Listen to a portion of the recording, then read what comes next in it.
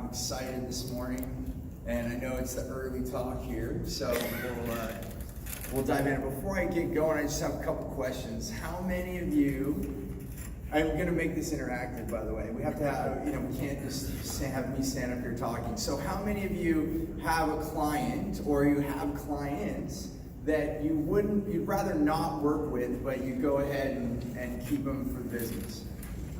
All right, thank you for your honesty. And then how many of you have had like a wow client where it's actually someone you love to work with and you have this wow experience, like you're both having this magical moment? Have we all had one of those? Okay, good. Hopefully, if some of you haven't, I'm sorry. But we're going to talk about this. It's a big deal. How many of you would like me to show you now that what happens, and then there's a lot of beliefs that I have to talk about today, because when you start saying only work with the people that are wow, only work with the people that you love, then there's a whole little bit of freak out talk going in our mind, like, well, that's stupid because then I'm going to have less business and it's not going to work.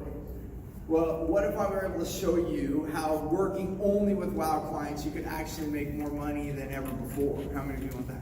Absolutely. Okay, good. So I'm in the right room. Awesome. Let me just find this little clicker thing here. So, as Nelson said, my name's Steve Napolitan, and typically I work with C-level executives, other entrepreneurs, and coaches and consultants who found success, but they don't have the life that they want. So what I bring in is business and marketing systems that have more business. Well, we design and start living our ideal life right now, so more life. So it's more business and more life without sacrifice. In fact, the sacrifice is the part where it actually is an indicator to me that I'm going the wrong way. And I'll explain this because that's also beliefs too. Like we've been taught to drive into the pain. In fact, no pain, no gain. How many of us heard this over and over and over, right? Like, believe me, I've lived this. I did it. I started as an entrepreneur at 19 years old, and then I did that no pain, no gain. And why do we do this, and how is it accepted? Because it does work. I'm not saying it doesn't work. I'm not saying it doesn't produce results. If any one of us hit a rock for 30 years, right, and people have done this, keep going, and then they break out, and they're like, ta-da! They got gravel. Yeah, and then they write books about it, and we're like, well, they did it. I'm going to go break rocks for 30 years, and I'll get there too, right? And I tried that. I'm like, oh, keep going, 10 years, 15, 20, I'm much more a fan of Bruce Lee. He said, be water, my friend, be water. Water goes around the rock, over the rock, under the rock, any other way than going through it. We should only break rocks if we're in the mining industry. That's it. That's the only business we should be breaking rocks. Other than that, we should be thinking differently. So now in my life, when I find that I'm having pain, that's my indicator to step away, just like our nerves. If you put your hand on a hot grill, what's your body going to do? Even before it touches it, it's going to be like... Right? So then we're taught, oh yeah, just keep going. It's going to be worth it. It's awesome. And then if we hold it there long enough, it goes numb. The nerves give up. Skin's destroyed. Right? And then we go, why was I doing this? I don't even remember. Right? So in our business, in our life, just like our nerves are there, that's what it's an indicator of telling us that we're going the wrong way. So what I found is when I have a lot of pain doing something, and I'm not talking about comfort zone, we do have to discern between comfort zone. Comfort zone is when it's mostly fear. So if I don't like something, then I check in. Am I afraid of this? Or is it really uncomfortable? Is it really like painful? If it's just pain, then that's my indicator to say, step back.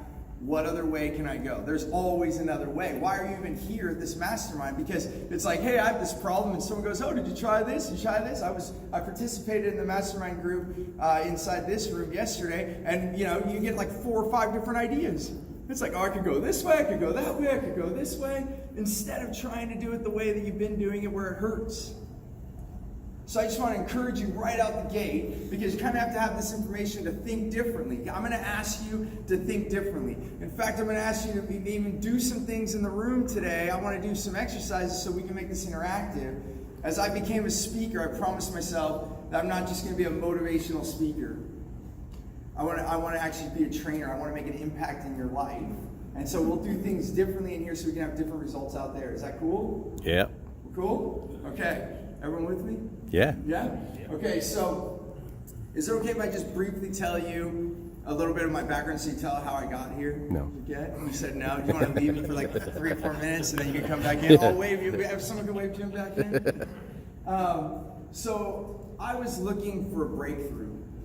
You see, I grew up in Silicon Valley, California. My dad worked for a big tech company. I can't tell you, like, my whole childhood going to bed at night and my dad was not home.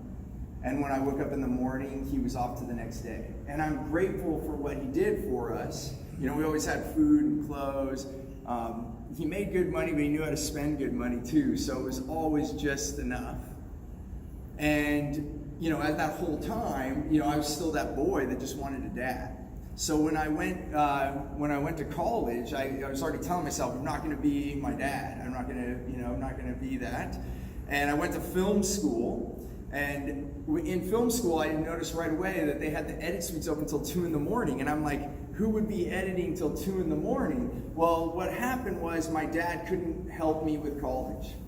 He had, you know, always made good money, but there wasn't anything to give at that point. Now, that was a problem because if you go to get any assistance, then they say, your dad makes too much money, sorry. So I was in this middle zone, and basically I ended up working full time to put myself through college, and plus more than that, I was in like 50 hours a week. And then I would get Wednesdays off and work Saturdays with my job to make that up. So I would go to school all day Wednesdays and then all night classes. And then guess who was editing till 2 in the morning? Me, because if any of you went to art school, did anybody go to art school? No? Okay. So, it's okay. It's a little bit of a pain in the butt because you have to do all your stuff for class, but then you also have to turn in projects. So then you're like,